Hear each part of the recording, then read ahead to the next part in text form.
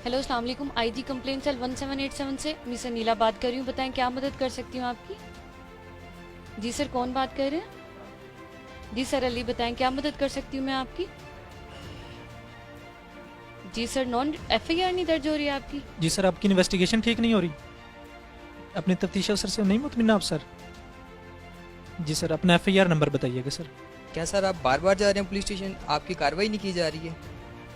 अच्छा 3 बार गए आप पुलिस स्टेशन लेकिन आपकी कार्रवाई नहीं की जा रही है। पुलिस के अगेंस्ट शिकायत, वो भी पुलिस ही को, किस तरह आप मेक श्योर करेंगे कि लोगों को इंसाफ मिल सके, लोगों की जो शिकायत है उनको रिजॉल्व किया जा सके? अवाम क्या कह रही है? 1787 जो एक नया नंबर आप लोगों ने अभी इंट्रोड्यूस करवाया है, क्या रिस्पॉन्स है अवाम का?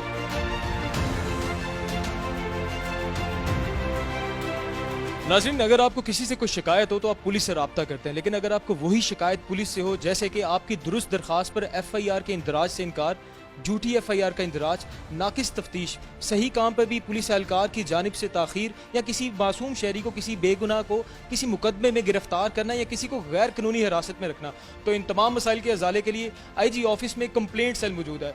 1787 पर पुलिस से मुतल्लिक दर्ज कराई गई शिकायत को किस तरह सॉल्व किया जाता है, इसका क्या मैकेनिज्म है, आइए आपको दिखाते हैं। Welcome to the police log.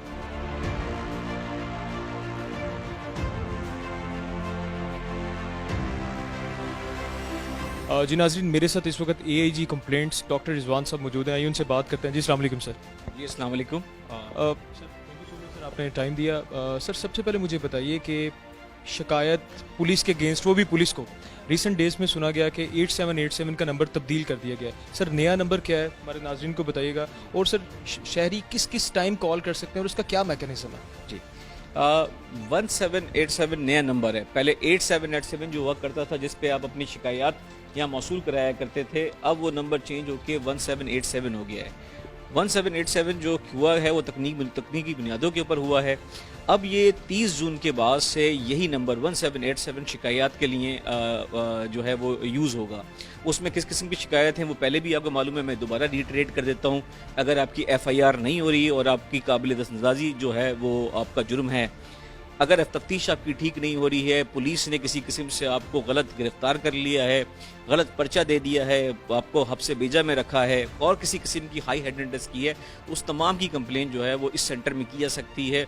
और यहाँ पर सेंटर में by calls, by SMS, by emails यहाँ पे रिसीव होती हैं और फिर डिस्ट्रिक्ट्स के अंदर भेज दी जाती हैं जवाब के लिए। पुलिस के अगेंस्ट शिकायत, वो भी पुलिस ही को, किस तरह आप मेक श्योर करेंगे कि लोगों को इंसाफ मिल सके, लोगों की जो शिकायत है उनको रिजॉल्व किया जा सके? पुलिस एक जो है ना वो एक डिसिप्लिन फोर्स है, एक ऑर्गेनाइजेशन है। पुलिस एक शख्स का नाम नहीं है, किसी एक फर्द का नाम नहीं है, किसी एक टीम का नाम नहीं है, ग्रोह का नाम नहीं है, ऑर्गेनाइजेशन है जहाँ पे सिपाही से लेकर जो है वो आईजी तक एक हायरार्की बनी हुई है और एक सिस्टम बना हुआ है शिकायत करने का, जिसको पुलिस रूल्स हमारे और जो जितने भी रूल्स, पुलिस ऑर्डर और जितने भी रूल्स गाए बगाए और स्टैंडिंग ऑर्डर्स आते रहते हैं, वो सिस्टम को इन्हेंस करते हैं, इसको स्ट्रेंथन करते हैं कि पुलिस के बारे में जो शिकायत हैं उसको जो है वो किसी सीनियर अफसर को किया जाए जो उसकी प्रॉपर इंक्वायरी करे, गिल्टी पाने वाले को जो है उसके खिलाफ डिपार्टमेंटल एक्शन हो, अगर कोई क्रिमिनल ऑफेंस हुआ है तो उसके खिलाफ जो है वो एफआईआर या कानूनी कार्रवाई भी की जाए। एक जो शिकायत है वो जब आप तक रिपोर्ट हो जाती है, कितना टाइम लाइन उसे चाहिए होता है कि आप उसके इशू को रिजॉल्व कर सकें, अगर वो शिकायत ठीक है तो? देखें हमारे पास बहुत तरीके की शिकायत आती है। मैंने बताया आपको कि सबसे ज़्यादा शिकायत हमारे पास आती है 15 के बाद जो शिकायत दर्ज होती है हमारे पास होती है, तो वो शिकायत है वो की है नॉन रजिस्ट्रेशन ऑफ एफआईआर की।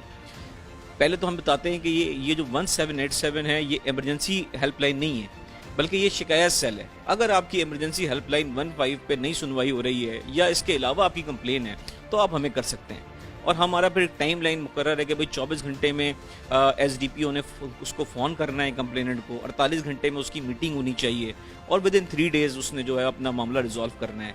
हफ्ते भर के टाइम के अंदर एट मैक्सिमम उसने अपनी रिपोर्ट भेजनी है जिसमें उसका मसला हल हुआ या नहीं हुआ, उसकी जो फरियाद थी, उसकी जो एप्लीकेशन थी वो सच्ची थी या झूठी थी, हक़ाइक़ पे मबनी थी, पुलिस को रेलेवेंट थी या नहीं थी। हमारे पास बहुत सारी चंक ऑफ कंप्लेंट्स ऐसी आती हैं जो कि पुलिस को रेलेवेंट नहीं होती, लेकिन हम उसमें से वो जो पुलिस को पर्टेन करती हैं वो अपने पास रिकॉर्ड कर लेते हैं, बाकी जाहिर बातें वो डिस्कार्ड हो जाती हैं। अवाम क्या कह रही है? 1787 जो एक नया नंबर आप लोगों ने अभी इंट्रोड्यूस करवाया है, क्या रिस्पॉन्स है अवाम का? क्या लोगों پریویس 8787 اور اب کا 1787 جو ہے وہ ایک کامیاب تجربہ ہے پنجاب پولیس کا، گورنمنٹ آف پنجاب کا.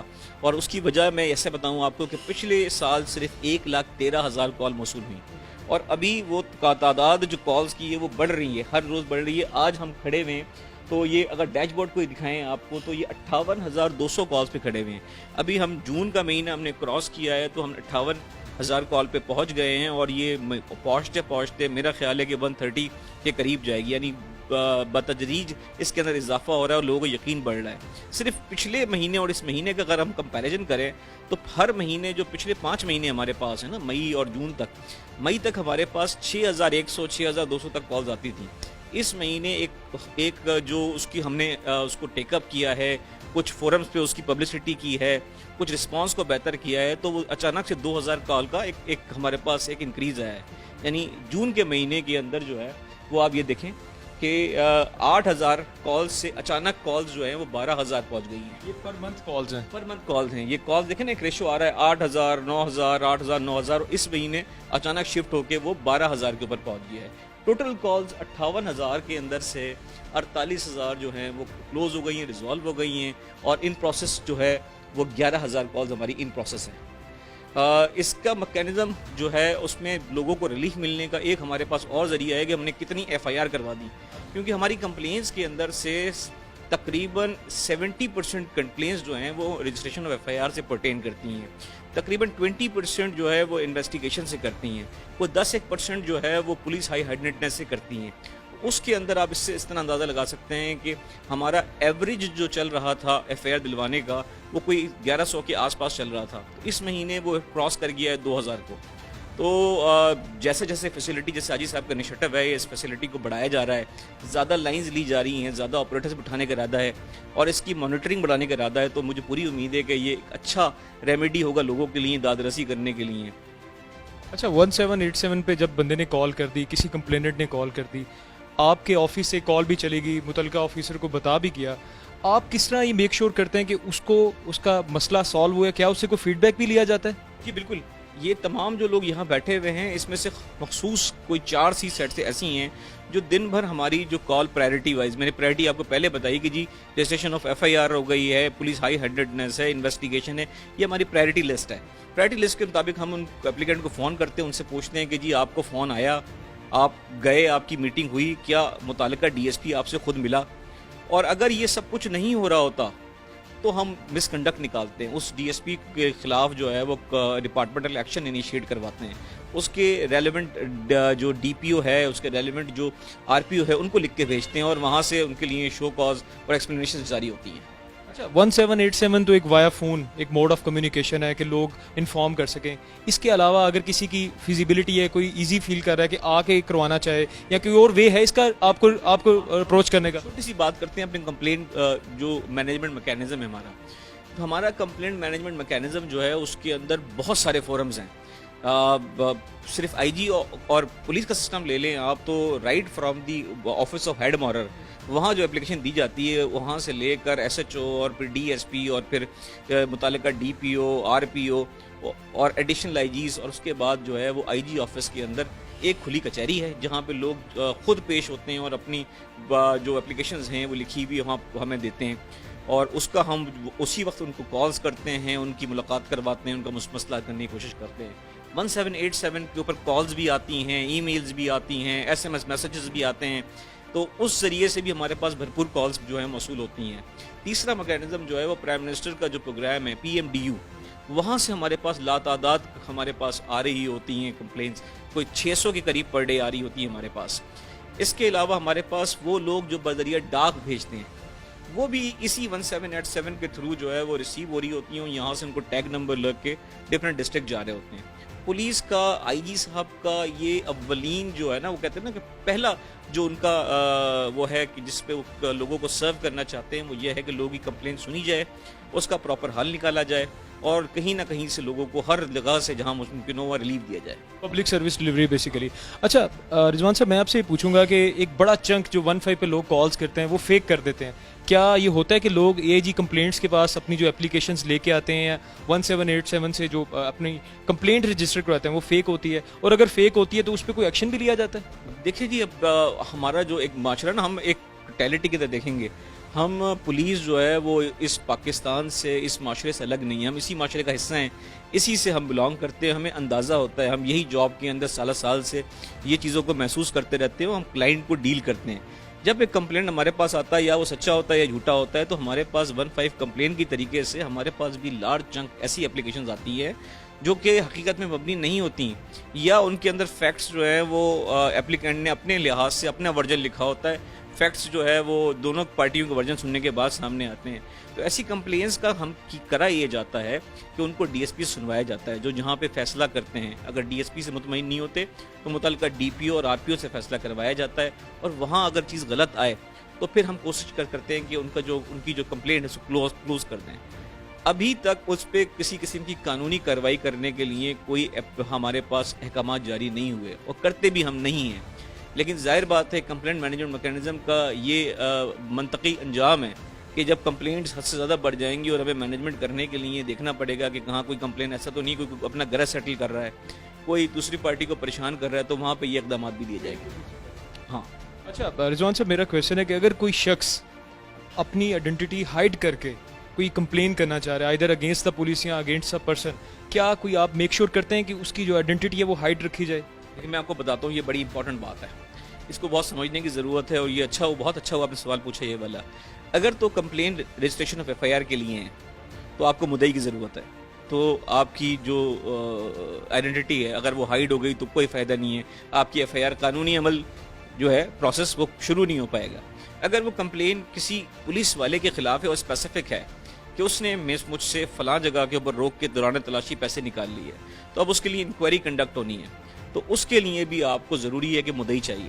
لیکن اگر وہ کوئی انفارمیشن ہے یا اگر وہ کوئی سجیشن ہے تو وہ باقاعدہ اپنی آئیڈینٹی چھپا کے دیا سکتا ہے. جیسے کہ اگر وہ کسی مارکیٹ میں یا کسی جگہ پہ منشیات فروشی کے بارے میں اطلاع دینا چاہتا ہے، وہ اگر کسی جوئے کے بارے میں اطلاع دینا چاہتا ہے تو اس کو اپنی آئیڈینٹی شو کرنے کی ضرورت نہیں ہے. لیکن اگر وہ کسی کے بارے میں کمپلین کر رہا ہے اور کسی شخص کے بارے میں، ڈپارٹمنٹ کے بارے میں کر رہا ہے، تو اس کی اپنی مدعیت شامل کرنا پڑے گی. ادروائز قانونی طور پہ ہم اس کو انٹرٹین نہیں کر سکتے. کچھ لوگ شکایت کرنا چاہ رہے ہوں گے 1787 پہ، لیکن کچھ لوگ انہیں تھوڑا ذہن میں ایک ڈر بھی ہوتا ہے کہ ہم کمپلین کرنے جا رہے ہیں، پولیس کے اگینسٹ ہی کمپلین کرنے جا رہے ہیں. ایسے لوگوں کو کیا میسج دیں گے 1787 پہ کال کرنے کے حوالے سے یا آپ کو اپروچ کرنے کے حوالے سے ریگارڈنگ کمپلینٹ اگینسٹ پولیس؟ میں ان کو بتاؤں گا کہ دور بدل چکا ہے. پولیس بڑی وائبرنٹ ہے، بڑی اوپن ہے، بڑی ٹرانسپیرنٹ ہے. ڈو کال آن 15، ڈو کال آن 1787. آپ کو ضرور کال کرنا چاہیے، ہمیں ضرور بتانا چاہیے. ہم اپنی اصلاح کے لیے بیٹھے ہیں ادھر. یہاں پہ آپ کی آنے والی کال کے اوپر باقاعدہ انکوائری ہوگی، اور انکوائری میں اگر آپ کی بات ٹھیک ہے تو سزا و جزا کا سلسلہ شروع کیا جائے گا اور ڈپارٹمنٹل ایکشن ضرور لیا جائے گا. کوئی ڈرنے کی بات نہیں ہے.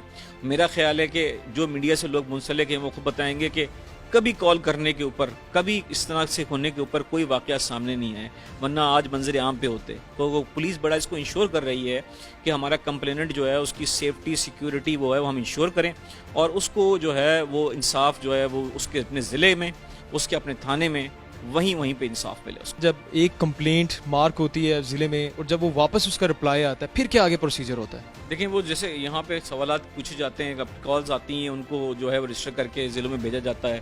ایس ڈی پی او کو پابند کیا جاتا ہے کہ جناب اس پہ فوراً دونوں پارٹیوں کو بلائیں، سنیں، اگر ایک پارٹی کے معاملے میں تحقیق کریں اور اس کے بارے میں ایکشن لیں، تو اس کے جوابات ہمیں آنا شروع ہو جاتے ہیں. یہ جیسے ایک سمپل آپ دیکھیں کہ ایک جواب کسی تھانے سے آیا ہوا ہے، یہ اس کو پڑھ رہا ہے، اسیس کر رہا ہے.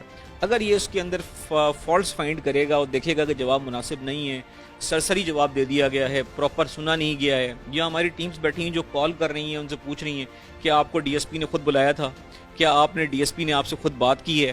تو اگر ہمیں پتہ چلتا ہے کہ ڈی ایس پی نے خود نہیں بلایا اور اس کو نیچے تھانے بھیج دیا ہے تو ہم اس پہ ایکشن لیتے ہیں. ہم یہاں سے اس کے مس کنڈکٹس بنوا کے جو ہے وہ بھجواتے ہیں اس کے ریجن کے اندر بھی، اور یہاں جو ہمارا انٹرنل اکاؤنٹیبلٹی میکینزم ہے اس میں بھی ہم اس کو جو ہے وہ بلا کے اس کی جو ہے سرزنش کرتے ہیں اس کی.